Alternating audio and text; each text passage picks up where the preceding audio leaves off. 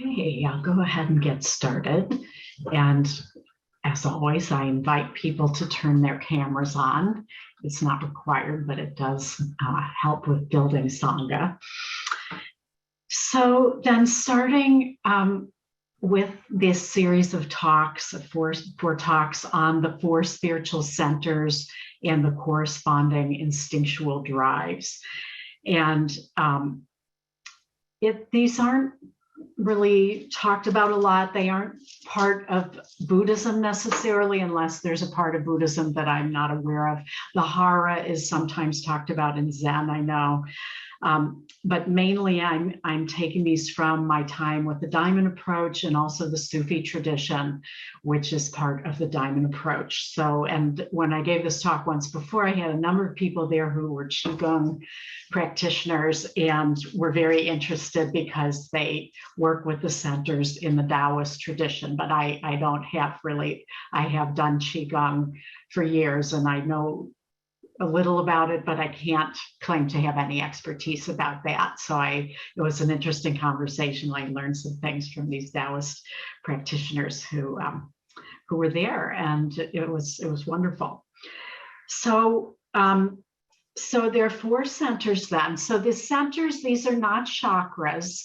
There are chakras, and it's very worthwhile learning about them. The Hindu tradition really focuses on them, and yoga, which is part of the Hindu tradition, and I have done a lot of work with those over the years. But these are different. Some people would consider them to be kind of deeper in our physical and or energy body than the chakras, and what's important about them is that they correspond, well, there's many things, but one of the things is that they do correspond with the instinctual drive. So all of us, we're mammals, which sometimes we forget, and all mammals have these three lower instinctual drives that we have. And this is part of what helps us survive. Without these drives, an infant wouldn't survive if it couldn't, if it wasn't calling out to the parent to feed it when it needed to be fed and other things. So these drives are very, very primitive within our being as physical beings. And if we don't work with them, they can really be running us under the surface without even really knowing that it's happening. So on the spiritual path, it's really helpful to be aware of them and to be actually including the knowledge of them as part of our path. And then there's the fourth center, which is the enlightenment drive that is not present for all mammals and not even present for all humans. So I'll go through the four drives and the centers now so you can get a sense of them, and then I'll talk generally about what they are, and then I'll talk specifically about the belly center tonight.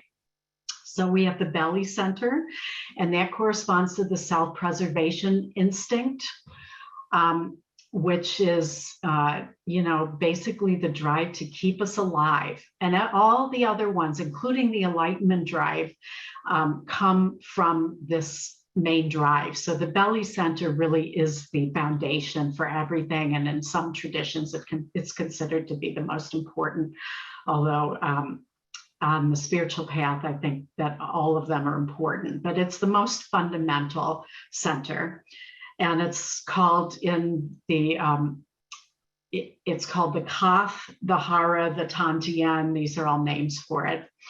Then there's the heart center, which is, the middle of the chest where, it's not over where the actual physical heart is. So it's in the middle, and these form a column right in the middle of our body. The heart center corresponds to what is called sometimes the one-on-one instinct, but it's basically the sexual instinct that includes not just sexuality, that urge to, have sex, but parenting, child raising, and also the one-on-one relationship. That's really how I think of this instinct. It's the drive for that companionship you get with one individual, those special individuals that we really feel we have a trusted relationship. And most mammals will notice that you feel a lot safer sleeping at night when there's somebody else with you, because if you're really sound asleep, maybe they'll hear the saber-toothed tiger coming. When we're a mammal sleeping all by ourselves, we're not as likely to survive.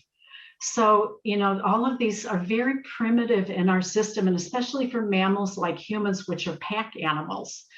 And I'll get to that in a minute with the social instinct. But so we have the heart center, then we have the head center. And this is in the inside of the head. This corresponds with the social instinct. So the social instinct is really about the tribe.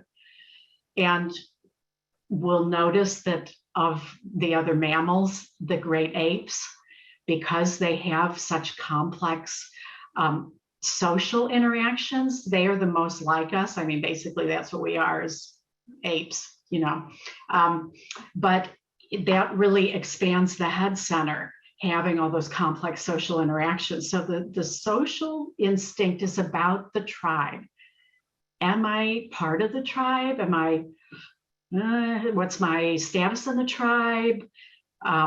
What if I get kicked out by the tribe? And this, again, is a huge fear of humans, because one of the main punishments for humans was getting kicked out of the tribe. And if you were kicked out, your chance of surviving was not good. Just look at wolf packs. I love wolves, and I have a number of videos on wolves. And when a wolf doesn't behave, they kick that wolf out, and that wolf is not very likely to survive. Some do, and some form new packs. But we have this deep in our DNA that I need that tribe to survive. And that is why the number one fear of humans over death is public speaking. Have you ever wondered why that is? It's because of our fear of maybe I'll say something wrong and they'll kick me out of the tribe, or maybe I'll lose my status and I won't get food today. So these are hardwired. These are hardwired into our drives, into our nervous system, just like the animals. I've been watching the birds, and they're all, out there with getting ready for babies and things like that. They're totally driven by these drives. We're not that different. In the Diamond Approach, Hamid Ali, one of the founders, goes by the pen name A.H. Almas. He says that basically humans are the instinctual drives with a thin veneer of civility on top. And all you have to do is look at the news for 5 minutes to see how true that is, unfortunately. We've got people out there killing for no good reason because their tribe is better than the other tribe, and their tribe feels it needs the thing that the other tribe has, basically. You've got all kinds of human behavior that shows us how attached and identified we are to these instincts. And so these are the three drives that all mammals have. And then the fourth drive, the fourth center, is over the head. It's a transpersonal center. And this is where the enlightenment drive comes in. And when the other centers are open and aligned, then it's possible for that center to actually become active and felt. But the enlightenment drive, if you're here tonight, you have an enlightenment drive, because you probably wouldn't be practicing meditation and spiritual practice unless your enlightenment drive was active. And this is the drive that some humans have, not all, but some humans have a drive for awakening, for knowing our deeper nature, for understanding it. Is there something that I am beyond the body, beyond the personality that I think I am, that might go beyond that, beyond the physical realm? That these things are conditioned. They're conditioned in the physical realm. And the Buddha was really telling us, look, you can know what you are beyond that, beyond what's conditioned. You can know yourself to be what is unconditioned. And so the enlightenment drive is active in some humans, but have you noticed not all, and not many, actually. And, now that I've been teaching 17 years, I really believe that one can't activate someone's enlightenment drive. That has to come from the person. It's something that a person seeks their own spiritual path because it is a drive. And people who have a strong one, it's just like the other drives. It can be just as strong as the other drives, and even more so. I mean, this is why in the old days, the way they took care of the lower drives, because they're so powerful, was monasticism. We just take it all away. You don't own anything. That gets rid of the self-preservation instinct. Well, it doesn't get rid of it. It's a way of just suppressing it, kind of. No sex, everybody's celibate, no children, no families, no offspring. And you get rid of your family and the society, you come behind these walls, and now you're going to be a monastic and warrior society, warrior tribe. And for those people, they had an enlightenment drive because they were, I mean, at least some of them, they were giving up the life as a normal person, whatever that is, but as a householder, to dedicate their whole life to renouncing those things and to seeing if they could know something deeper about reality. And so some humans have an active enlightenment drive, but a lot don't. And it's kind of mysterious, there could be reasons why that is. I could make up reasons, but I have just noticed that it's true. And some people have an extremely strong enlightenment drive. People will do a lot for their spiritual practice. I mean, one of the interviews of me, I did a year-long solo retreat. How insane is that? I can't even imagine doing it now that I'm older, but they asked me about a lot of the interview was about the enlightenment drive. It wasn't meant that way, but I always had a really strong one.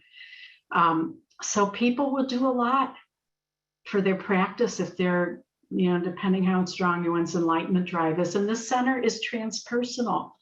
This is why it's not in the body, it's near the body. So there is something personal about it, but it's also a center that goes beyond our individual consciousness. So those are the 4 centers. So why are these important? I talked about that a little bit. Well, first of all, they're driving our behavior, whether we know it or not, whether we like it or not. They're driving our behavior. And all of us have one of the drives that's the strongest. The other 2 may be a close second or maybe not very active at all. So when I go through all 4 talks, you might go, yeah, this is the one that I have the most energy for. And it's not necessarily the one that works the best. It's just the one that gets a lot of our attention. It can block our progress on the path if these drives are running on autopilot and we're not conscious of their automatic operation, basically, because they're so instinctual, they can really run our behavior, our practice in ways that we don't have a chance for the enlightenment drive to basically it's not exactly take over, to become primary. So what's possible is that for most humans, they see it this way that are practitioners. I've got these drives, I've got my family, I've got money, I've got being a member of normal society and people understanding me, or I've got awakening. And I can't have both. I hear this all the time. I just did a What is Awakening retreat, which is what the one I do at IMT in January will be. And I get asked this almost every week. If I wake up, am I going to have to give up my family? And, the answer is, well, not necessarily, but I don't really know the answer to that. Everybody's different, but this is just a reflection of the concern. People feel like it's an either or. I can either be a normal human and the way we see a normal human life, most humans, and they're good humans, these are good people. I'm not saying there's anything wrong with this at all. If you grow up, you get a good job, you meet someone nice, you get married, you have children, you become a good, productive member of society, you pay your taxes, you do some volunteer work, you retire, you've taken care of yourself, you raise your grandchildren, and you die in your sleep.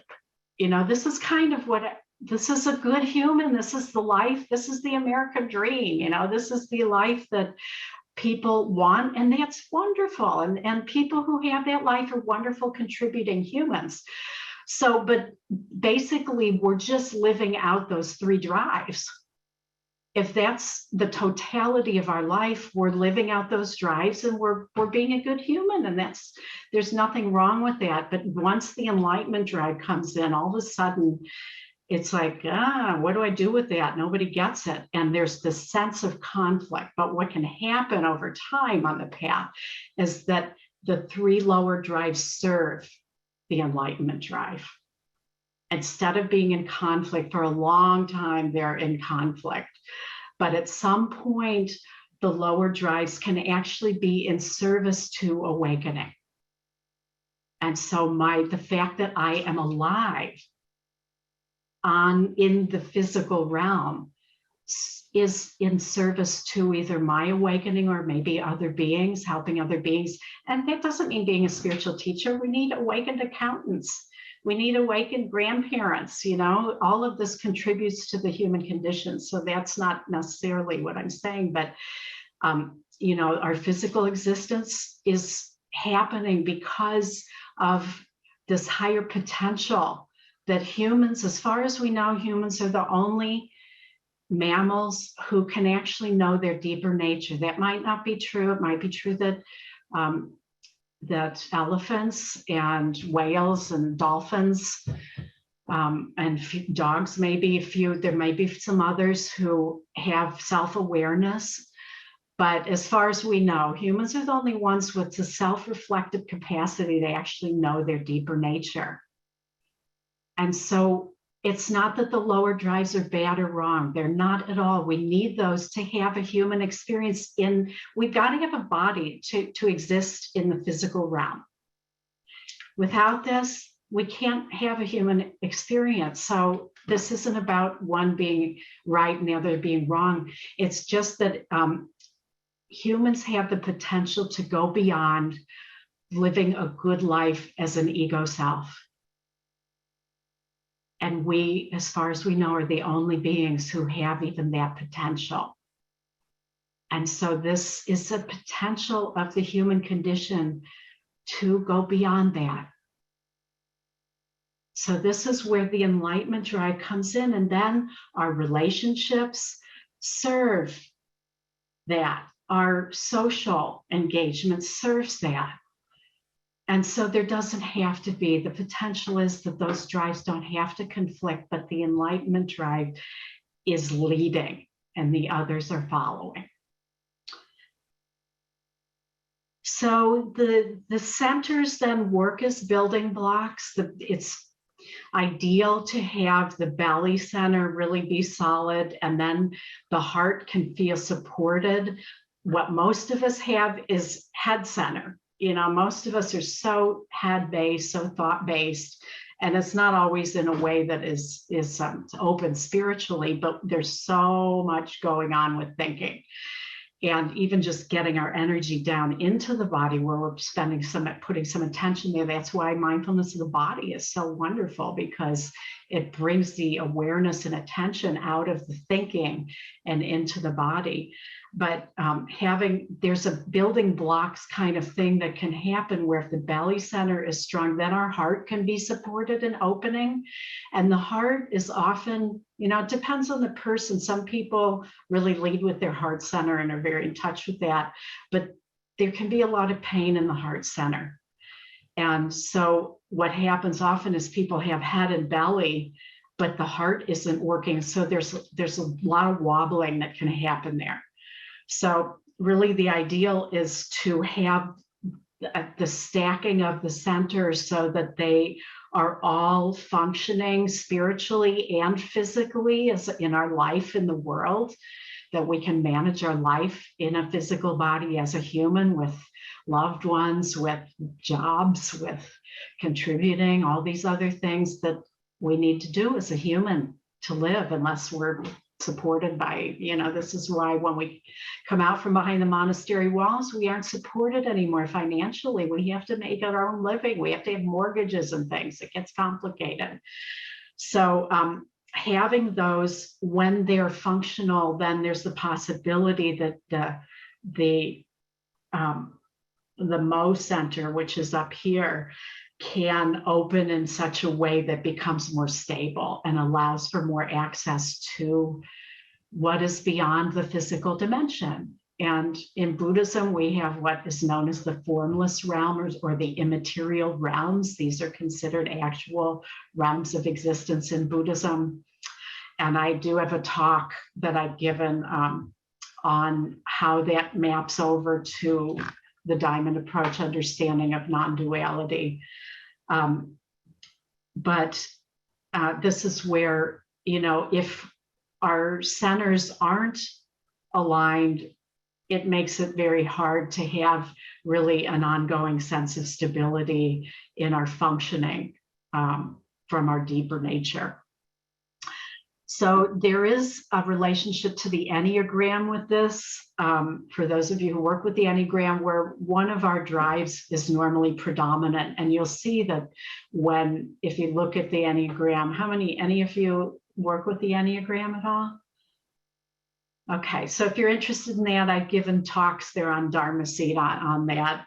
But one of the types is the strongest, and you don't even need the Enneagram to kind of go, yeah, this is the instinctual drive that is the strongest for me. And it really colors, if you look at your life, the whole trajectory of your life, you can really see, yeah, this is the one that gets the most attention for me. So like somebody who has the one-on-one drive, the sexual instinct, it's not about sex necessarily, it's more about that importance we place on having that one-on-one relationship, that we feel a safety when we're in a partnership.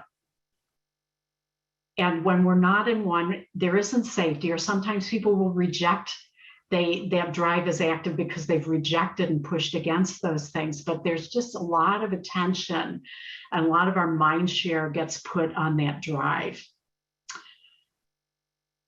So let's see, anything else I wanted to say about that? Yeah, so anyway, so the centers it's helpful to be aware of this as we're doing our practice, and we can investigate what's going on there through using Vipassana, which is wonderful. So the belly center then is the foundation. All the instincts, all the drives, including the enlightenment drive, I believe, come from the self-preservation instinct.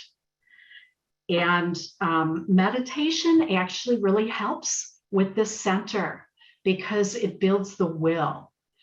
So the belly center, like, when we talk about taking action comes from the belly. And meditation, we're doing something we have to come back to over and over and over again. We have to stay with our object. There's a certain determination that gets cultivated. So a lot of meditation is actually designed to build the belly center. And in Zen, I know they talk about the hara, so it's actually discussed in Zen. And Theravada Buddhism, we don't really talk about, there isn't really any work with the centers, but there is in Zen, at least with the belly. And so this is part of what's going on in the center is our sense of being able to act and to have will to stay with something, to be determined. And the center also has to do with embodiment, with really living what we know and being here, being in the body, not being lost in thought, but actually being embodied with our feet on the ground. So the legs are also part of the center. Do we have our feet on the ground, or are we kind of bobbing around? Like I have a friend who says sometimes that there's a quote, I'm not sure who it's from, but that he lived a short distance from his body. It's some famous literary quote, but she says, yeah, I used to live a short distance from my body. So the belly center really helps us be embodied in the body, really here. It's about physical existence. So a lot of the body-based practices, qigong and martial arts, the martial arts really focus on the belly center. All of these help us with the belly center and to be embodied. Now, what happens is the self-preservation instinct gets laminated onto our ego self. And so this is part of why when somebody relates to us in a way that isn't consistent with our self-images of who we are, like say, I think I'm a nice person, and somebody tells me I've been a jerk, or they give me feedback that I was mean or something. I don't want to hear that because it's not consistent with my self-image. And this is where people can get very triggered if somebody does something that runs up against their own identity, to the point where, you look at road rage incident where somebody goes out to get a box of milk from the grocery store and somebody cuts them off in traffic. They take it personally, like this was a personal affront, and they kill the person in a road rage incident. I mean, talk about being identified with your ego self to the point where there's no space. So that person's self-preservation instinct was most likely activated, that they felt a slight that they had to go and defend against. So this is how we can see that sense of being like, if somebody, again, with the public speaking, our hearts racing, we're exhibiting all of the phenomena that we would have when a saber-toothed tiger was chasing us. Our biology hasn't kept up with evolution. So we still feel like when our ego self is threatened in some way, that we might die. We could get flushed. We could feel like we want to kill the person. We could feel like we're going to die inside because we're being shamed in some way. All of these are ways that our self-preservation instinct, we're trying to preserve the ego self because we become identified with that as what we are. And in Buddhism, really, this is what the Buddha was pointing at. I mean, he's pointing at a lot of things, but part of what he was pointing at is this is all a structure in your consciousness. The ego self isn't what you are. It's not even real. It's the structure in consciousness. So when somebody has a no self experience, they're seeing through that structure. But we're so identified with that structure because of the self-preservation instinct. What was originally meant to keep the body alive has now become attached to our psychology. So again, this is part of why it's important to see when we're triggered, oh yeah, my self-preservation instinct is, it's fight, flight, or freeze. I'm in fight, flight, or freeze mode because somebody told me something I didn't like. I'm not actually at risk of death here. And yet my body and everything in me is behaving as if I'm at risk of death because somebody said something about me that that hurt, or that enraged me or something. So this is how we can see that. Signs of that somebody's main type is self-preservation. Now, we all have all three instincts, obviously, but if this is the main one, people will have things. And again, none of this is wrong. It's just a way of kind of going, is this my main drive? Food can be a big thing. A lot of very particular about food, or a food obsession, or a rejection of food. It's really more about the emphasis we place on it. Even like monastics could have a food obsession by rejecting any kind of control over food. So it's really more about like our orientation. Could be about our environment, having to have our environment really a particular way, or we get really disturbed about it, that there's like, we have a lot of attachment to that. Or with money, never having enough. Like when I was in the business world, or you look out there and, the captains of industry, it doesn't matter how many millions they have, they're never going to feel safe. And I've had clients like this, where it didn't matter how much, they were still workaholics. Or people who reject money. There's a pride in not having any money. That's just as much of an attachment. So these are all signs that the self-preservation instinct is maybe, a primary drive, but we all have this to some degree. So then how do we work with it? Well, with all of these, especially the three that are in the body, the Vipassanas would be, to me, the main first way of feeling into that center, just what I did with you in the meditation. So probably all of you know Vipassana, and we're going with our curiosity and attention and feeling that area and understanding what's happening there, and noticing, like, say you're feeling the belly and there's a tightness, and you stay with that, and it's like, oh, it feels like a fist. And then you stay with it some more. Oh, well, what's the fist about? I mean, you're not saying this to yourself, but you're just being curious. Oh, well, that fist, that's a no.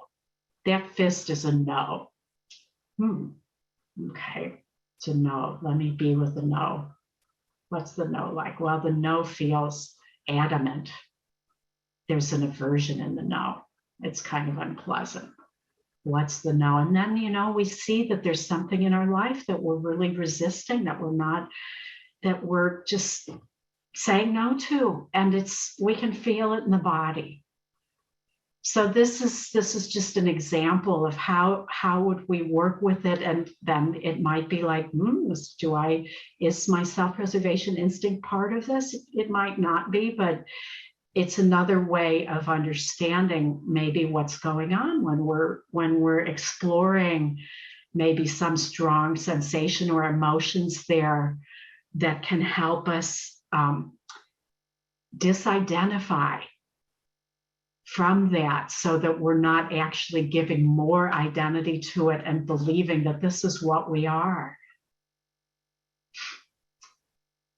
And also seeing that whatever it is that's happening, it's not life-threatening, most likely. I mean, occasionally it is. We might have a health issue or some security issue that is really threatening our security. And then it's also good to be with it because it can help us not be reactive.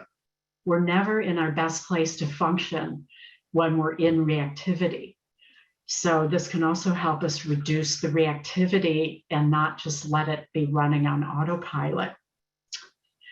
Body-based practices are excellent. Yoga, Qigong, martial arts, free-form dance, all of these get us in touch with the body in a way that we can be more embodied and have more sensitivity to what's going on inside. If some people aren't very able to feel what's going on in their body sensations, so practices like that can help. Sila can help in terms of wise living. Am I coming from action that feels in integrity? So Sila is a practice that can help. And Samatha can help because we're building that will to put our attention on an object and stay with it. So really all of the practices could help with any center. And, it's in the way I was talking about, but I think Vipassana really is the one that would be the starting place.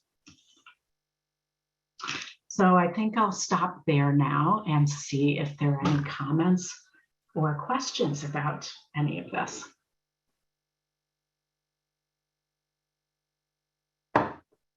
Hi, Tina. Hi, Chris. Without the camera.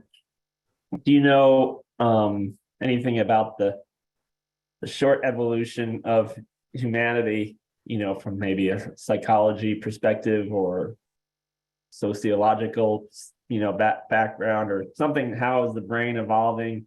Where was it, 150 years ago with the Enlightenment Center? And, where do you think it can be in 500 years from now? Do you think, is there any sort of, have you read anything saying like we've seen it adapt in such a short amount of time? Or Yeah, I love that question. Actually, I haven't read anything necessarily. But one of the things that I've seen, and I've been a part of a group of spiritual teachers, we've been meeting for 12 years from all different traditions. So I do, get to mingle around with teachers, other teachers, and, hear some of their take on the world and so on.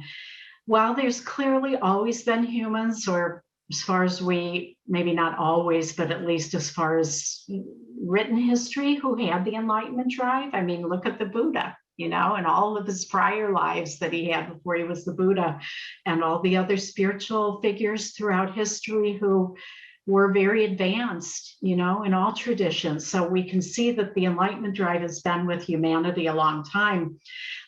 What percentage of people? Now, the thing is that if you are living in a way that you are only, just getting by with survival, you're not going to have enough energy for the enlightenment drive. So I think up until recently, most of humanity spent a lot of their time just surviving between illness, wars with other tribes, getting enough food, climate, health, pandemics that they had no cures for, all these other things.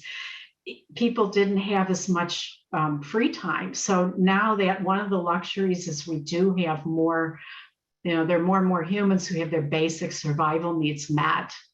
But even now on the planet, there are many humans who don't, and they're not going to have the ability to have practice, most likely because they're just so busy surviving.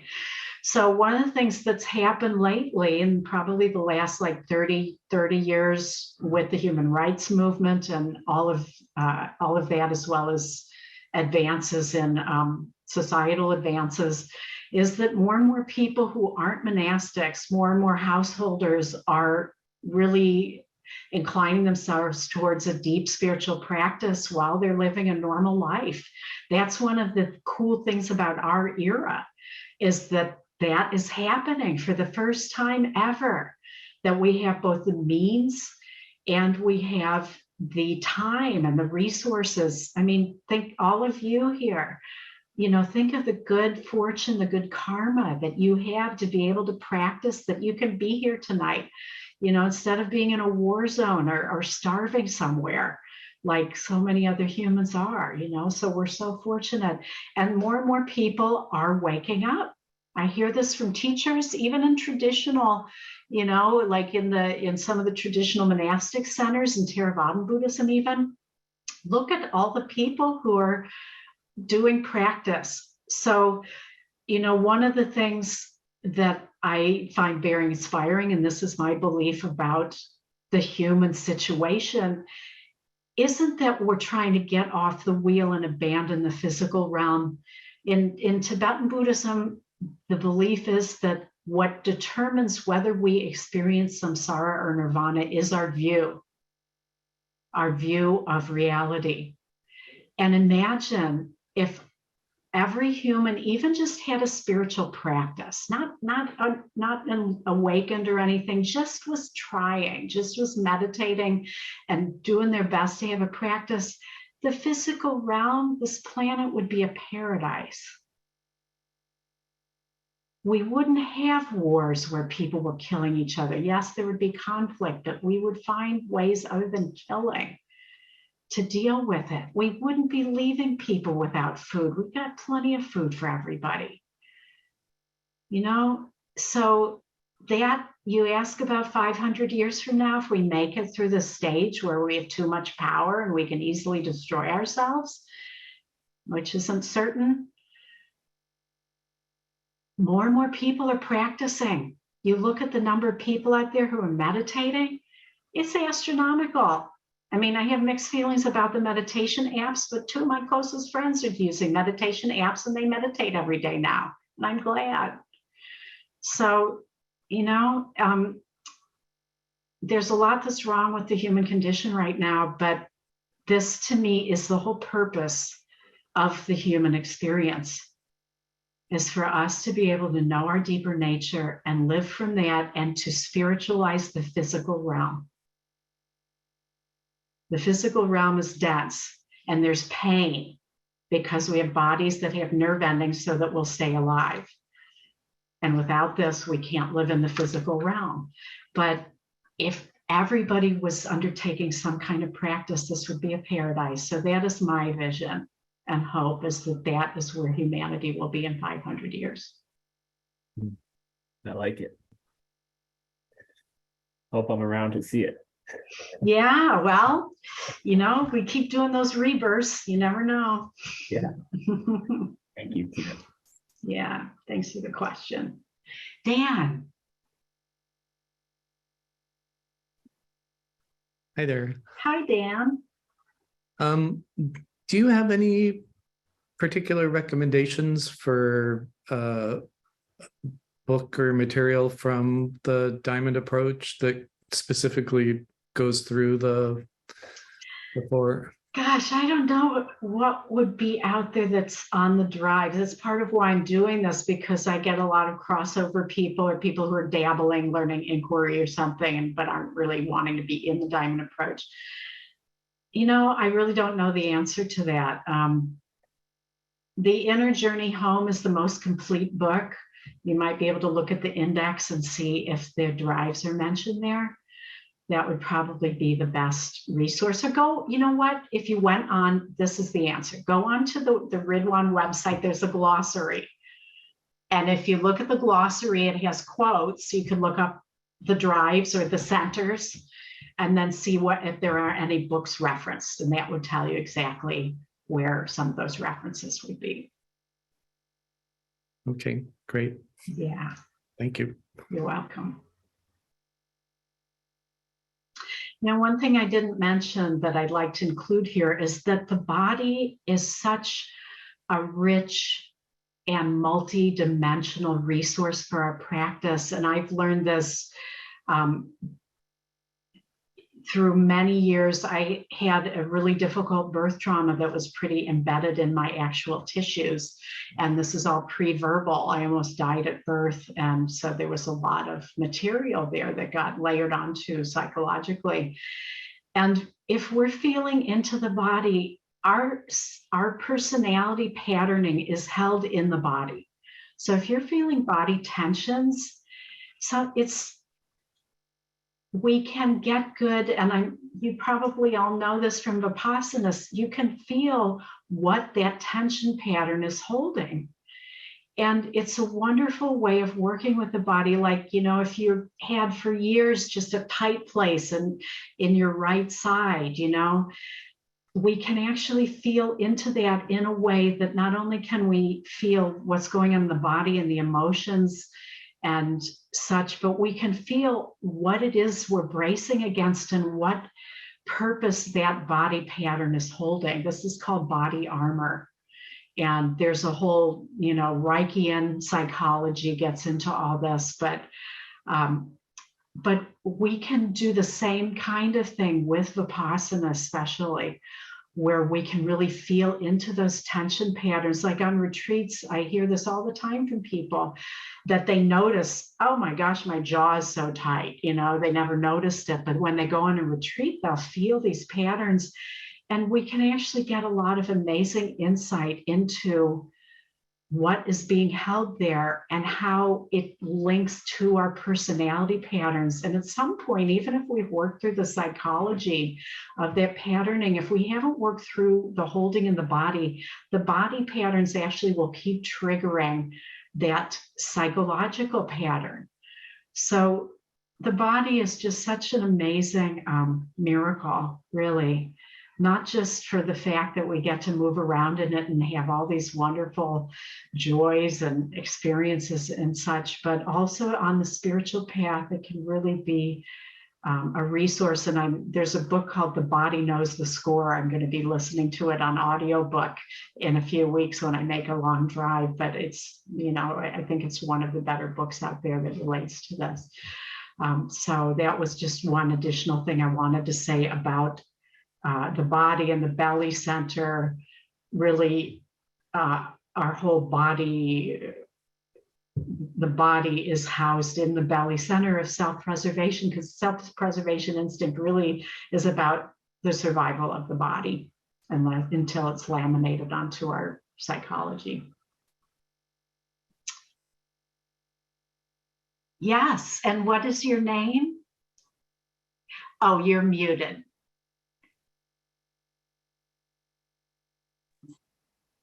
Hi, my name's Christina. Thank you so much for the Dharma talk. Oh, sure, Christina. Yeah, thank you. Sure. Earlier you mentioned a type of practice called Sila practice. I've never heard of that. What is the Sila practice? Sure. Yeah, Sila is part of Buddhism. It's one of there's Sila, Samatha, and Vipassana. And then if you're doing Tibetan, there's Rigpa. So there's, kind of those stages. Sila is, sometimes it's translated as morality or ethics, but I don't really like that. And I don't see it that way. I think of it as wholesome living. So it's about how we're living our lives off the cushion, and are we living with consciousness? Are we living in integrity with what we know on the cushion and in our inner life? Are we living that off the cushion in our life and work, in our relationships and communication? In Buddhism, there's what's known as the precepts, which are training principles. They're not commandments, but they're training principles that help us bring consciousness to how we're living. So those can be helpful. You can look that up online, the precepts. But Sila is really about wise living, bringing wisdom to how we're living our lives as humans, interacting with other humans and interacting with society and the world. How are we, what are we eating? And to me, I really see it not as a rule-based practice, like, yes, no one should ever drink alcohol and everybody should be a vegetarian. I mean, those are wonderful aspirations, and I've done those things. So I think they're good things to be doing, but it's really, these are personal decisions that we need to keep reviewing periodically to feel what's right for us. Like somebody might be I was a vegetarian for years. And then as I got older, I just found I wasn't getting enough protein. So I had to reintroduce that. Maybe at some point, now that there's all these great protein powders and things, I could be a vegetarian again. So I might do that, So it's really, it's about what is right for you. And even like not killing. Well, what about your pet? What if your pet is suffering horribly and is at the end of its life? Does that mean we should let that pet suffer for 6 months rather than giving it a merciful ending? The Dalai Lama was once asked if somebody was coming at him and his, number one monk or something with a gun and going to shoot him, and the Dalai Lama had a gun, would he shoot the person? And the Dalai Lama said, ask me that question when I'm in that situation. He didn't say no. So this to me is where that's what it's really about, is feeling what's right for you and not being on autopilot or just going with the societal norms or even those around you, so that you can feel that when you come to the meditation, well, first of all, to do it because it's the right thing to do. That's number one. But secondly, then when we come to our practice, we're not lost in regret and remorse, or maybe we didn't have the courage to do something that we now regret that we didn't do, that we just were held back. So when we come to the cushion, we don't have those things. We feel an integrity. So it actually helps our on the cushion practice as well. And all of these, they all support each other. So they sound really like separate, but they actually are quite supportive of each other, and they are something that we come back to over and over. And it might, it might be different at different times based on what's going on in our inner state and based on our life in the world. And so that's the Sila practice. Thank you. Yeah, wholesome living. Thank you. Okay, Steve. Yeah, we have time. Okay, just a couple of things. One is, you mentioned the body knows the score, and maybe a month ago, I just happened upon a podcast by Ezra Klein, who people may know. He's a journalist from the New York Times. He has a podcast show, and he actually interviewed Bessel van der Kolk, and it's pretty intense, actually, I thought. But Really? Wow. and there's a lot of information, and he's a controversial character, but person. But anyways, I just thought I'd put that out there. Okay. Yeah. Well, it's good to know. I haven't read the book yet, so I don't really have an opinion, but I know it's quite well read. Yeah. It's popular. Okay. And I know we're out of time, but you talked a lot about enlightenment, right? And I would just like maybe next time, just it sounds like such a simple question, but what does it mean? I mean, everybody uses the word a lot, and I have my own idea of what it means, but when you say enlightenment in the context like of tonight, what are you meaning? Just knowing yourself? Well, in Buddhism, in Theravadan Buddhism, there's 4 stages of awakening. I really like the Theravadan model. It's simpler, and there's a way to make it practical. So there's like the first stage of awakening isn't the same as enlightenment. So to be really clear, there's stages. So the first stage of awakening is called stream entry in Buddhism. And that's when we know there's a shift of identity from the ego self to our deeper nature, which could be known as emptiness. And in other traditions, it's known as unity. But there's still a lot of ego material left. It's not gone. But what's changed is a shift of identity. So most traditions, there's some relationship to a shift of identity from knowing ourselves as just the body and the ego self, and that's it, to knowing our deeper nature. So I'll just do this really quick. So what do you see here? Maybe I've done this before here, but it's not a trick question. We're familiar with this. 4 fingers. Okay. Yeah. So the 4 fingers, the separate self. Yeah. So there, it's going from the belief that this is all we are is the separate self to the something deeper, and when our actual identity is now here and it's not just here, that is awakening. Yes. And then that deep, but I can say more about it next time because we're out of time and I want to honor that. But I appreciate the question. And because, we're talking about the enlightenment drive, I think it's good to, do a short explanation of that so that there's a common sense of what at least I'm talking about when I'm saying that. Yeah, so thanks for the question. Okay, well, good to be with you all. Next time, I'm going to be talking about the sexual instinct, which has gotten a lot of people into trouble, people who have legitimate awakening, and they still haven't worked with that instinct and have actually harmed a lot of people because of it. So this is a powerful drive that creates new humans. And we need to learn to work with it if we're going to be out in the world and to work with it skillfully. So I'll be talking about that drive next time. So be well, and may you feel the security of your own deeper nature and its indestructibility. Good night.